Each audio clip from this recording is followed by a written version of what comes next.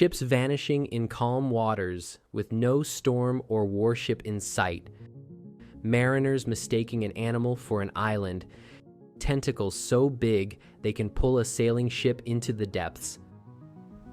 Welcome to the story of the Kraken.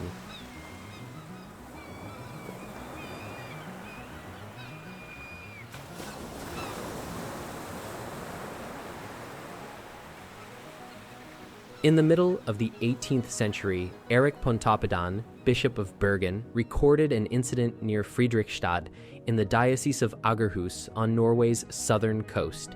Two fishermen were rowing in calm weather when they entered a patch of sea described as thick with slime, almost like a floating morass. The sea behaved strangely. As they attempted to turn away, one of the creature's horns, as Pontoppidan calls it, struck their boat and crushed its head. The men survived only by clinging to the wreckage. There was no storm, no wind, and no visible danger before the impact.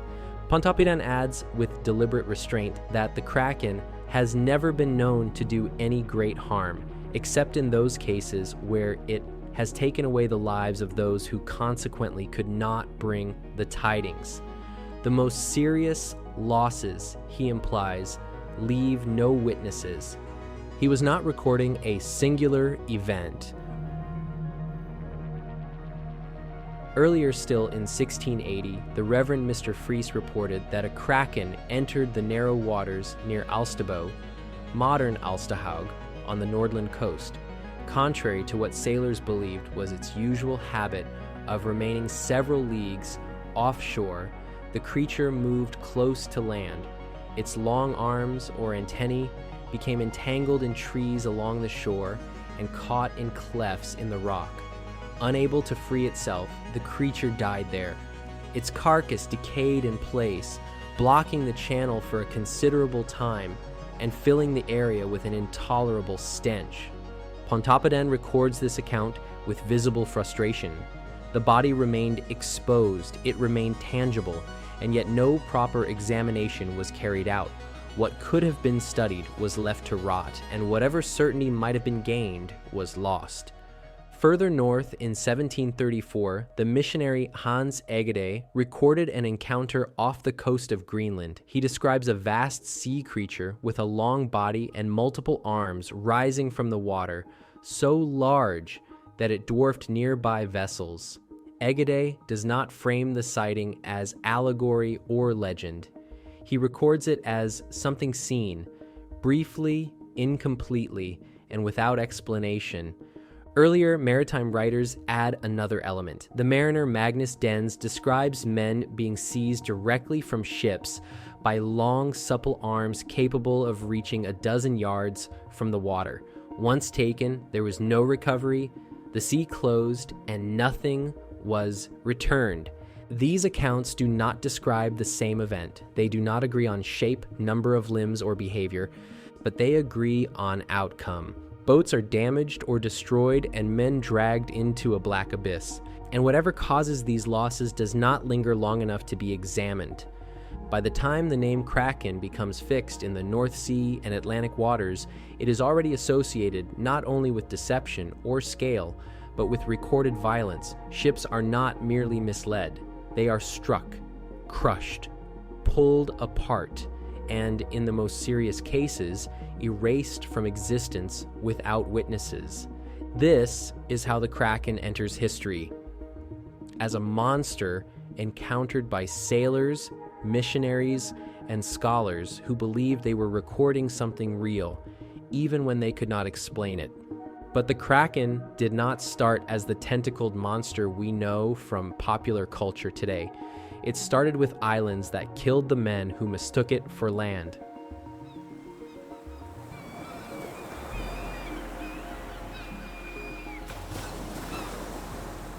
Long before the Kraken acquired its current name, or tentacles, or a place in natural history, northern sailors already believed that the sea itself could deceive.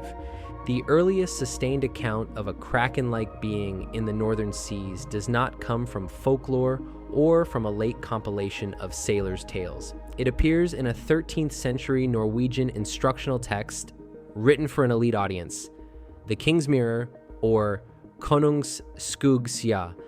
The King's Mirror was composed around the middle of the 1200s during the reign of King Hakon Hakonarsson and is framed as a conversation between a father and his son.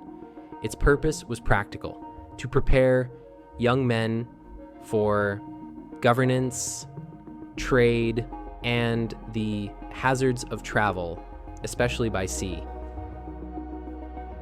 "My son," Hakon is said to have told him, "the northern seas hide creatures so large they strain belief, yet sailors speak of them too often to dismiss.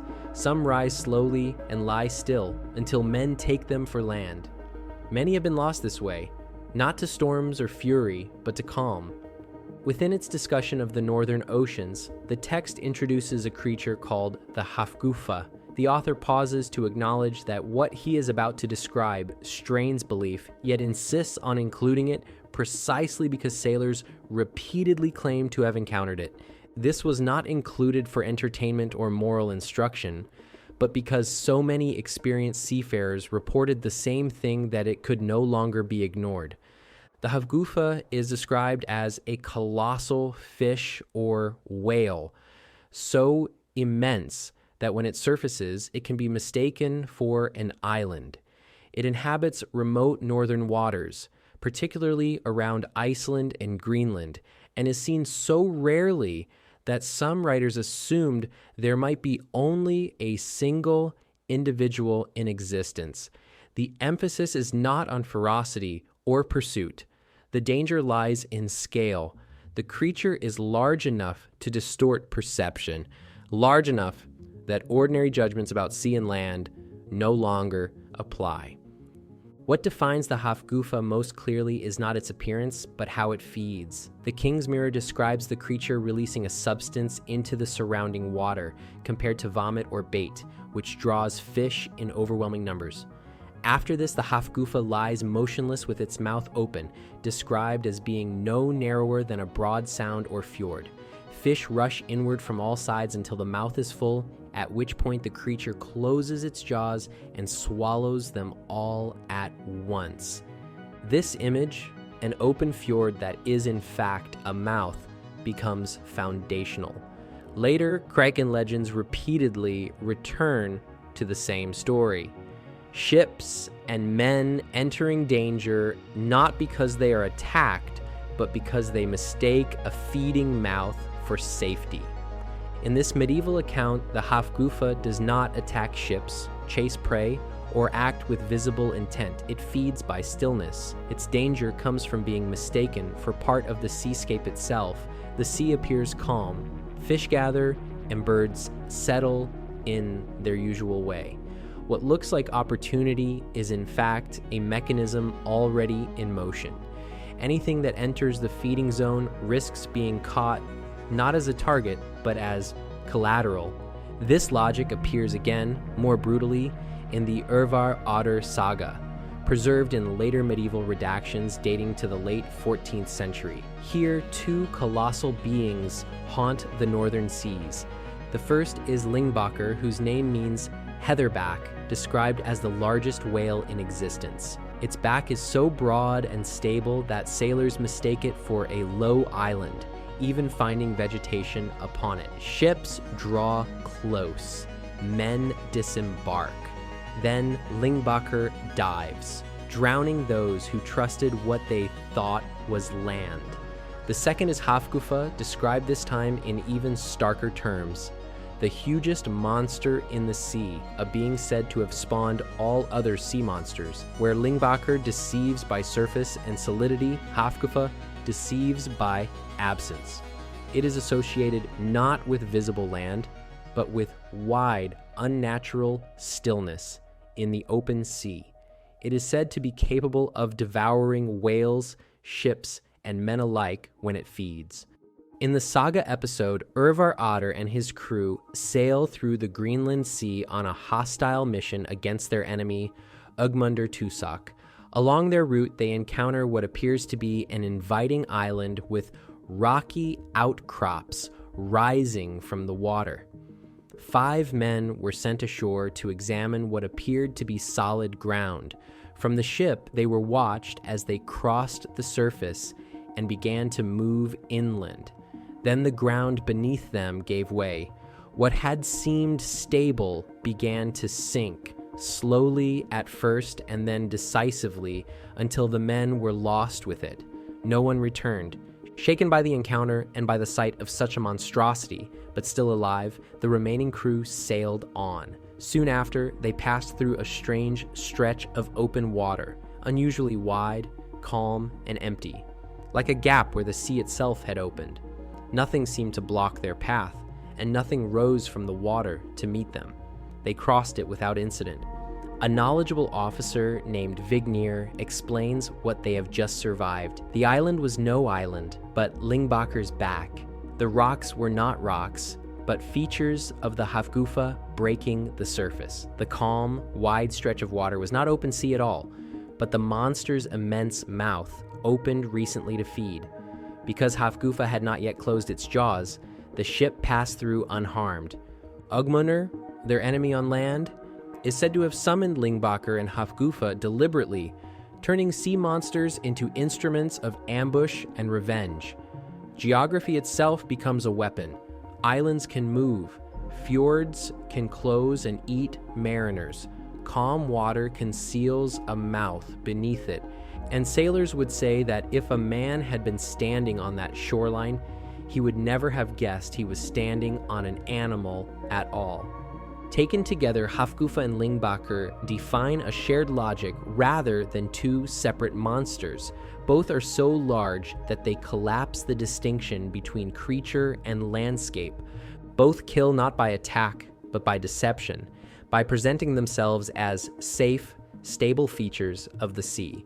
One masquerades as land, the other as open water. In these early northern accounts, the danger is not the monstrous, but the familiar misread at impossible scale, a pattern that will carry forward intact into later ideas of the Kraken.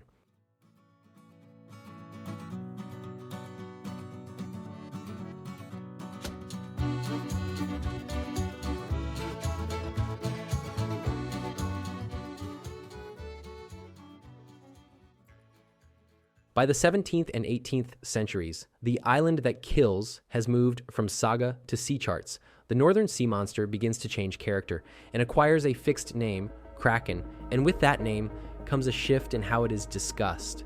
No longer confined to saga or marvel, the creature moves into the working language of fishermen, sailors, and early natural historians who are trying to describe the sea as it actually behaves. The word itself comes from Scandinavian usage, tied to ideas of something crooked, overgrown, or misshapen. Not a poetic invention, but a practical label for something large and wrong-shaped. With the name comes location. The Kraken is said to haunt a broad arc of cold water, from the Norwegian coast, north and west, toward Iceland and Greenland. It is described as perhaps the largest monster ever imagined, so vast that its body can be mistaken for a group of low islands rather than a single being. What changes most in this period is tone. The Kraken is still enormous, still dangerous, but it is no longer framed only as deception or ambush. It becomes something people watch for. Fishermen speak of signs, not omens or portents, but repeated conditions learned through experience. They describe unnatural swarms of fish rising suddenly to the surface, water that seems to churn or boil without wind, and currents that pull in directions they should not. The danger shifts as well.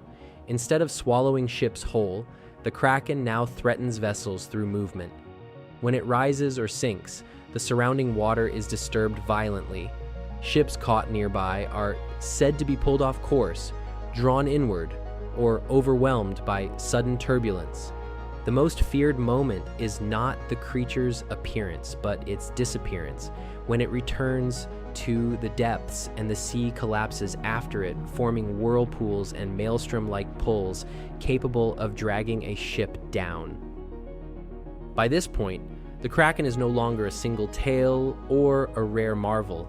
It has become a repeatable danger, something sailors recognize by pattern rather than sight, stable enough to be recorded, compared, and written down, and capable of turning ordinary seamanship into catastrophe.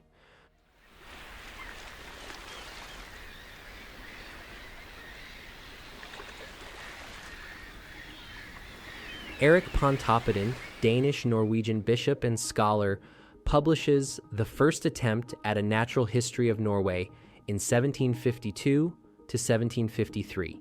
He treats the Kraken not as legend, but as a real animal, rare, enormous, and poorly understood. Pontoppidan does not present himself as a storyteller. He presents himself as a collector of testimony, assembling what Norwegian sailors and fishermen claim to have seen and folding it into a systematic catalog of Norway's natural world. Bishop Pontoppidan's core Kraken description, quoted by Henry Lee in Sea Monsters Unmasked. Amongst the many things, he says, which are in the ocean and concealed from our eyes or only presented to our view for a few minutes, is the Kraken. This creature is the largest and most surprising of all the animal creation, and consequently well deserves such an account as the nature of the thing, according to the Creator's wise ordinances, will admit of. Such I shall give it present, and perhaps much greater light on this subject may be reserved for posterity.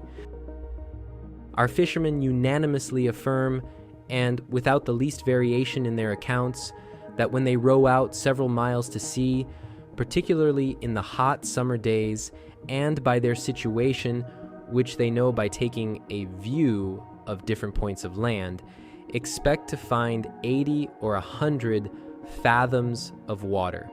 It often happens that they do not find above 20 or 30, and sometimes less. At these places, they generally find the greatest plenty of fish, especially cod and ling. Their lines, they say, are no sooner out than they may draw them up with the hooks all full of fish. By this, they know that the Kraken is at the bottom. They say this creature causes those unnatural shallows mentioned above and prevents their sounding. These the fishermen are always glad to find, looking upon them as a means of their taking abundance of fish. There are sometimes 20 boats or more got together and throwing out their lines at a moderate distance from each other. And the only thing they then have to observe is whether the depth continues the same, which they know by their lines, or whether it grows shallower by their seeming to have less water. If this last be the case, they know that the Kraken is raising himself nearer the surface, and then it is not time for them to stay any longer. They immediately leave off fishing, take to their oars, and get away as fast as they can. When they have reached the usual depth of the place and find themselves out of danger, they lie upon their oars, and in a few minutes after they see this enormous monster come up to the surface of the water. He there shows himself sufficiently, though his whole body does not appear, which, in all likelihood, no human eye ever beheld. Its back or upper part, which seems to be in appearance about an English mile and a half in circumference, some say more, but I choose the least for greater certainty, looks at first like a number of small islands, surrounded with something that floats and fluctuates like seaweeds.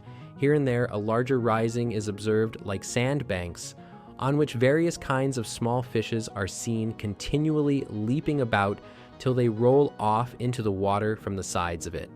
At last, several bright points or horns appear, which grow thicker and thicker the higher they rise above the surface of the water, and sometimes they stand up as high and as large as the masts of middle-sized vessels.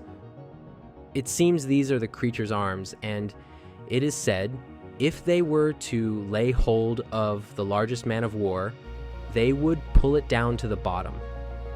After this monster has been on the surface of the water a short time, it begins slowly to sink again, and then the danger is as great as before, because the motion of his sinking causes such a swell in the sea and such an eddy or whirlpool that it draws everything down with it, like the current of the river Mael. Pontoppidan's kraken is not a creature of sudden violence. It is a mass. When it surfaces, it does not rise like an animal, but spreads like terrain. He describes it as so large that it can be mistaken for several small islands with stretches of water between its humps. Fish swarm in these gaps in such numbers that fishermen, believing they have found extraordinary fishing grounds, risk casting their nets directly over the creature itself. Pontoppidan lists the signs by which sailors believe the kraken announces itself. The sea begins to swell or boil without wind. Vast shoals of fish gather at the surface. The water grows unnaturally calm, flattening into something that looks almost safe. Then the kraken rises, not as a towering beast, but as a low island breaking the surface. This is the critical moment. Not when it appears, but when it leaves. Pontoppidan warns that the real danger is not being crushed by tentacles or struck by a blow. The danger comes when the kraken sinks back into the depths. As it descends, the surrounding sea collapses after it, forming a violent rotating pull likened to the great maelstrom off the Norwegian coast. Ships caught too close are dragged inward, overwhelmed by the motion of the water itself. He states plainly that even a large vessel, even a warship, could be lost this way. At the same time, Pontoppidan does not entirely rule out physical force. He repeats the belief that if the kraken were ever to reach up with its arms and take hold of a ship, it would possess the strength to pull it down whole. The image is secondary, almost speculative, but it is there, waiting. The kraken's life cycle, as Pontoppidan records it, is slow and vast. It is said to feed for months at a time, then spend an equally long period expelling immense quantities of waste into the sea. These clouds foul the water, attract fish in enormous numbers, and mark the creature's presence even when it remains unseen.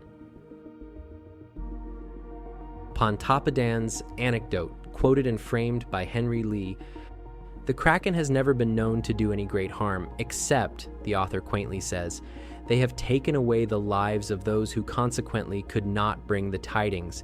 I have heard but one instance mentioned, which happened a few years ago near Fredrikstad in the diocese of Agerhus. They say that two fishermen accidentally, and to their great surprise, fell into such a spot on the water as has been before described, full of a thick slime almost like a morass.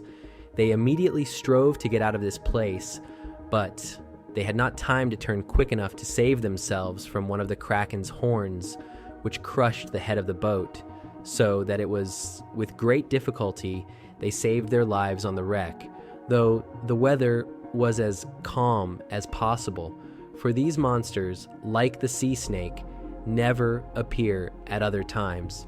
About the same date, but a little earlier, Bartholinus, a learned Dane, told how, on a certain occasion, the Bishop of Nidaros found the kraken quietly reposing on the shore and, mistaking the enormous creature for a huge rock, erected an altar upon it and performed mass. The kraken respectfully waited till the ceremony was concluded, and the reverend prelate safe on shore, and then sank beneath the waves.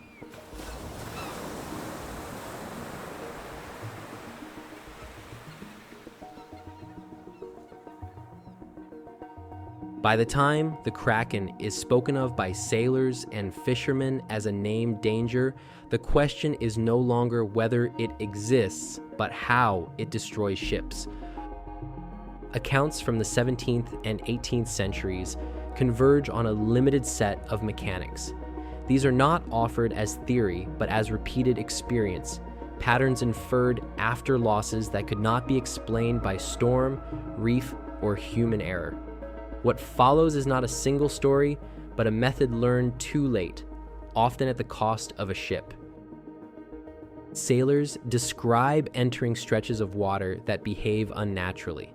Depth soundings give unexpected results. Nets come up heavy with fish where charts suggest deep water, and the surface either swells or boils without wind, or else flattens into an unnatural calm. Eric Pontoppidan records these signs not as marvels, but as practical signals Norwegian fishermen learned to recognize and to flee from. Those who did not flee paid for it. Pontoppidan emphasizes that the kraken's size alone is sufficient to destabilize the sea around it. When the creature rises toward the surface, it does not emerge like a single body, it spreads. Parts of it break the water while other portions remain submerged. The sea between these raised areas fills with fish, drawing boats closer. Fishermen mistake the zone for a rich ground. Ships drift inward without realizing they have crossed a threshold. The most dangerous moment comes when the kraken sinks. Pontoppidan is explicit on this point. The creature's descent displaces an enormous volume of water. As it returns to the depths, the surrounding sea collapses inward, forming violent rotating currents likened to the Great Maelstrom off the Norwegian coast. Vessels caught nearby are pulled off course, dragged inward, or overwhelmed by the sudden movement of the water itself. Hulls strain, boats begin to break apart, and men are thrown overboard before the crew understands what is happening. This mechanism explains why many losses are described without a visible monster. A ship may be destroyed without being struck. No tentacle is seen. No body rises. The vessel is taken by the sea, reacting to something far larger beneath it. Survivors describe confusion rather than battle. The ship ceases to answer its helm. The water pulls instead of carries, and the rules of seamanship fail at once. Other writers preserve a more direct form of attack. The mariner Magnus Dens, cited by later natural historians, describes men being seized directly from ships by long, supple arms capable of reaching a dozen yards from the water. Once taken, there is no recovery. The sea closes, and nothing is returned. In these accounts, the ship survives, but the crew does not. The loss is sudden, personal, and irreversible. Pontoppidan does not dismiss these reports. He treats them cautiously, but records them nonetheless. He allows that if the kraken were to take hold of a vessel with its arms, it would possess the strength to pull even a large ship, even a man of war. He does not insist this always happens. He records that sailors believe it can. Across these descriptions, the kraken does not behave like a pursuing predator. The kraken does not need to surface dramatically to destroy a ship. It does not need to wrap every vessel in arms. Its size alone is enough to turn water into a trap.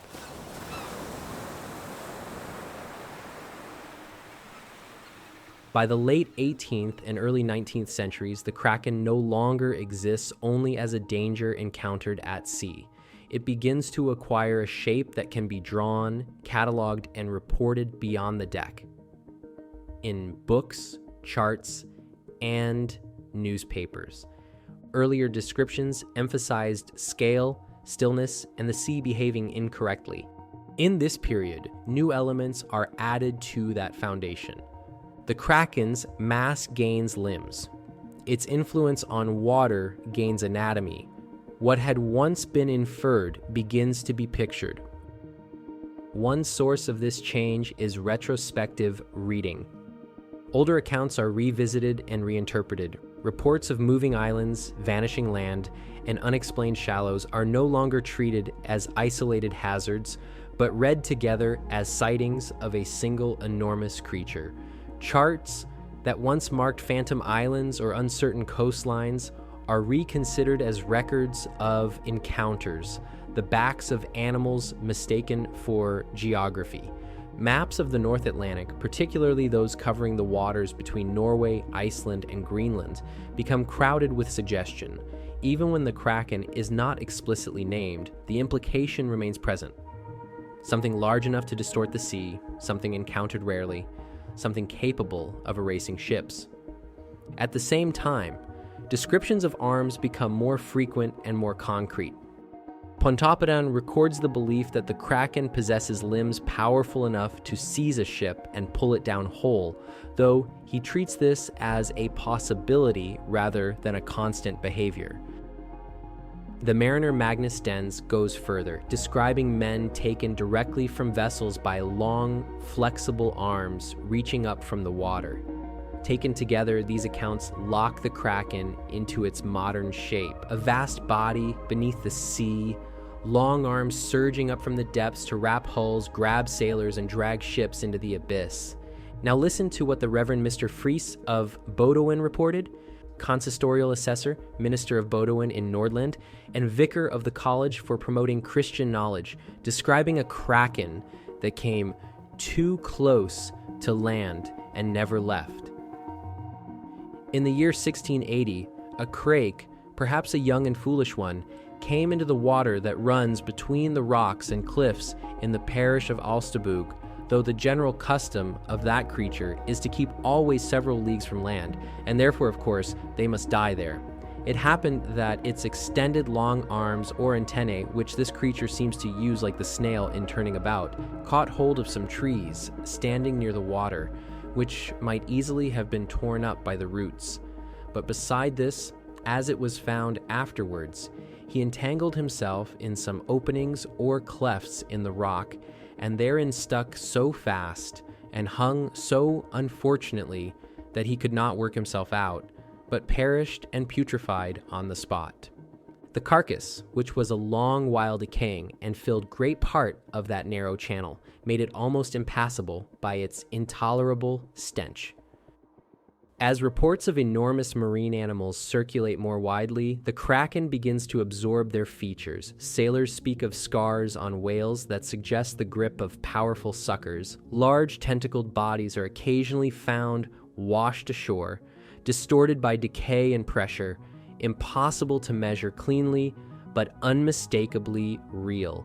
These discoveries do not replace the Kraken. They supply it with parts. By the early 19th century, writers begin assembling these elements into narrative scenes rather than lists of traits. Henry Lee, writing later in the century, reconstructs how such a legend might arise among fishermen after a single violent encounter. All that they knew of it was that whilst their friends and neighbors, Erik Paulsen, Hans Olsen, and Olaf Brun, were out fishing one calm day, a shapeless something rose just above the surface of the tranquil sea. They could see much more of its bulk underwater. From 30 feet away, a rope was shot on board which fastened itself on Hans. From the foaming sea upreared themselves several writhing serpents, and as they gazed, the monster sank, and with a mighty swirl, the waters closed forever over their unfortunate companion. Within a week, the fabled Kraken would be the result.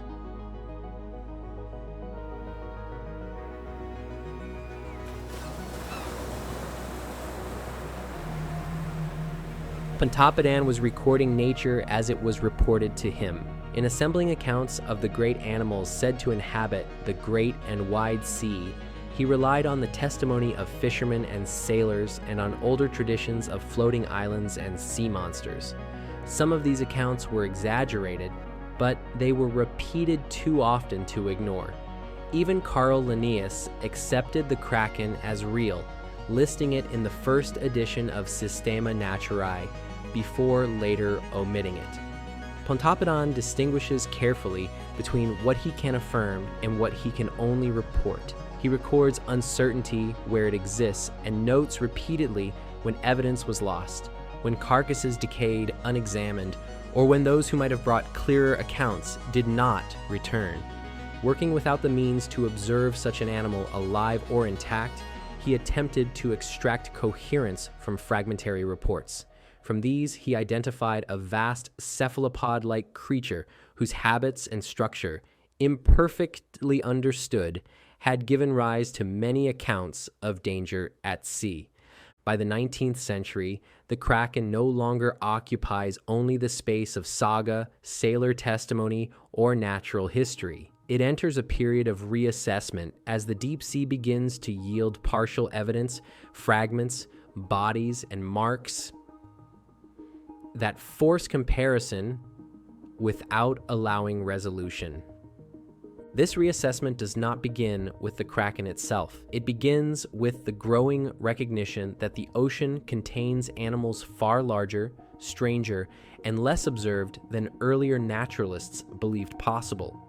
Throughout the mid-19th century, reports of enormous tentacled creatures increase along the North Atlantic, particularly around Newfoundland, the Grand Banks, and the waters off Iceland and Norway. Sailors speak of whales bearing circular scars, too large and too regular to be explained by known predators. Occasionally, massive carcasses are found washed ashore, incomplete, decomposed, and distorted by pressure, but clearly belonging to animals of unprecedented size. Even into the late 19th century, reports continued of very large cephalopods interacting with fishermen in dramatic ways. One of the most cited comes from Newfoundland in 1873. In October 1873, two fishermen and a boy were working from a rowboat in Conception Bay, Newfoundland, when they saw a large object floating on the surface of the water. They rowed closer to investigate, and the object suddenly came to life. A creature rose alongside them from below. They later reported that one tentacle fastened itself to the boat while another coiled around it, pulling hard enough that water began to pour inside. 12-year-old Tom Picott grabbed a tomahawk and began striking the tentacle repeatedly. After several blows, the creature released its grip and, now wounded, fell back into the sea, emitting a cloud of black ink as it disappeared beneath the water. When the fishermen reached shore, Picott took one of the severed tentacles to Reverend Dr. Moses Harvey, a local amateur naturalist. Harvey paid Picott $10 for the specimen and later wrote about it as the first scientific evidence that such creatures existed. How my heart pounded as I drew out of the tub in which he carried it, coil after coil, to the length of 19 feet, strong and tough as leather, about as thick as a man's wrist. I knew at a glance it was one of the tentacles or long arms of the giant cuttlefish. Eureka! Over the following years, more giant squid specimens were recovered and described in print, but the Kraken legend kept growing anyway. As incidents like this entered newspapers and ship's logs, naturalists began attempting more systematic documentation. Specimens were measured where possible, beaks were preserved, arms were packed in ice and shipped to museums. Institutions such as the British Museum, the Smithsonian Institution, and later the New York Aquarium acquired isolated parts of enormous cephalopods whose full bodies had never been observed intact. These discoveries did not identify the Kraken. They established something narrower. Scale had been underestimated. The sea was capable of producing animals far beyond what anyone had planned for. Animals capable of reaching 30, 40, or more feet in total length existed in the deep ocean. They surfaced rarely. They left behind evidence without context. Their behavior was inferred from damage rather than direct observation. Some scholars pointed to specific resemblances. Descriptions in The King's Mirror of a creature feeding by holding its mouth open while fish rushed inward were compared to feeding strategies now observed in large whales. The resemblance explained a mechanism, but not the scale described in medieval sources, nor the reports of sudden shallow water and violent currents. Others focused on cephalopods. Giant and colossal squids were confirmed as real animals. Their tentacles bore suckers capable of gripping with enormous force. Their beaks were strong enough to damage bone. Sperm whales surfaced bearing scars that matched those described by sailors centuries earlier. But here, too, the explanation stopped short. No known squid matched the island scale bodies described by Pontoppidan, Fries, or the saga tradition. No documented animal accounted for shallow seas appearing suddenly where deep water should exist. No specimen explained whirlpools forming in calm weather. as the result of a single creature's movement. As a result, the Kraken did not disappear under scientific scrutiny. It contracted. The range of possibilities narrowed. Certain features were discarded. Others remained unresolved. What survived was a reduced but still troubling core, the existence of very large, rarely observed marine animals, the capacity of mass and motion to destabilize water, and the historical reality of ships lost under conditions that resisted ordinary explanation.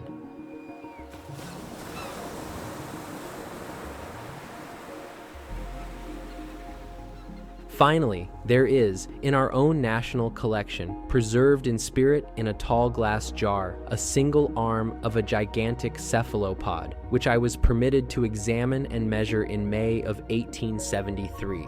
It is 9 feet long and 12 inches in circumference at the base, tapering gradually to a fine point. Along its length are about 300 suckers set alternately in 2 rows, each armed with serrated horny rings. The largest of these rings measures half an inch in diameter. The smallest is scarcely larger than a pin's head. This arm is not one of the long tentacles, but one of the 8 shorter petal arms of the creature to which it belonged. Judging from the proportions of known examples, I estimate the length of the missing tentacles at 36 feet, and that of the body at from 10 to 11 feet, giving a total length of approximately 47 feet.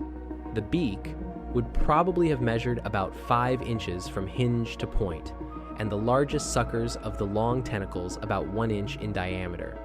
Here then, in our midst, and to be seen by any who request permission, is a limb of a creature capable of upsetting a boat, hauling a man from her side, or clutching one engaged in scraping a ship's hull and dragging him underwater, exactly as described by the old master mariner Magnus Dens. The tentacles, shot forth with lightning rapidity, would be long enough to reach a man at a distance of 12 yards, and strong enough to draw him into the grasp of the remaining arms. Once there, escape without assistance would be impossible.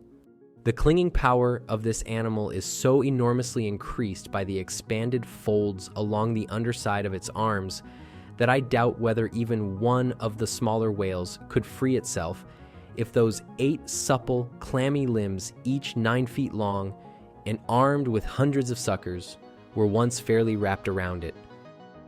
No complete history of this specimen has been preserved. Its origin is unknown. Dr. Gray believed it came from the east coast of South America. For many years, it was kept in the basement chambers of the British Museum, among what were irreverently called the spirit vaults. But whatever its origin, the fact remains. This arm exists, and it belonged to something that once lived.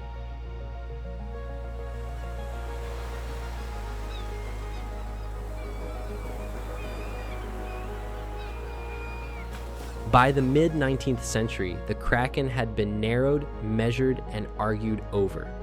What remained was no longer an island-sized monster rising from charts and sagas, but something closer to the outer limits of what the deep sea itself might contain. There is only one encounter that can be described as officially recorded between a naval vessel and a creature resembling the Kraken. It occurred in 1861. The French corvette Alecton was sailing near Tenerife in the Canary Islands. She was a 570-ton paddle wheeler, driven by a 120-horsepower steam engine and carrying sails on 2 masts. She measured 167 feet in length, with a beam of 40 feet and a draft of 10 feet. Her crew numbered 66 men and officers, and her armament consisted of 2 light cannons.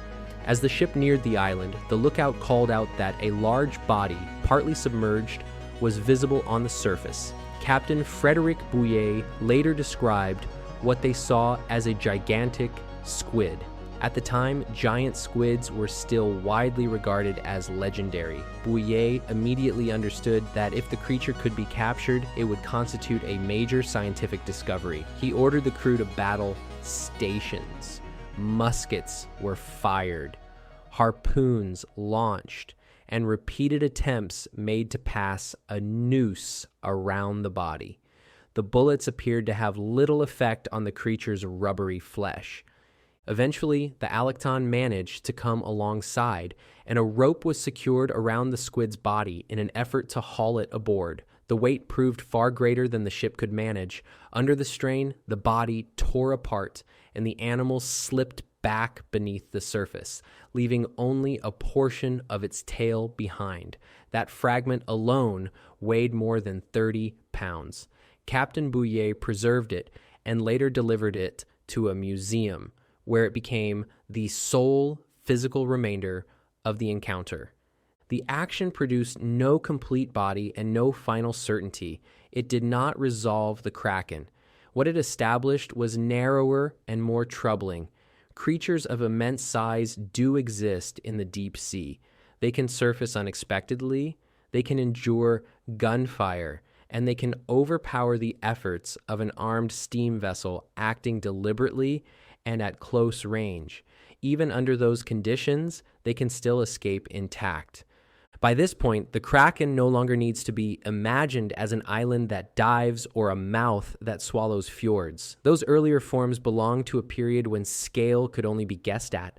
What remains is smaller, rarer, and harder to see, but not easier to dismiss.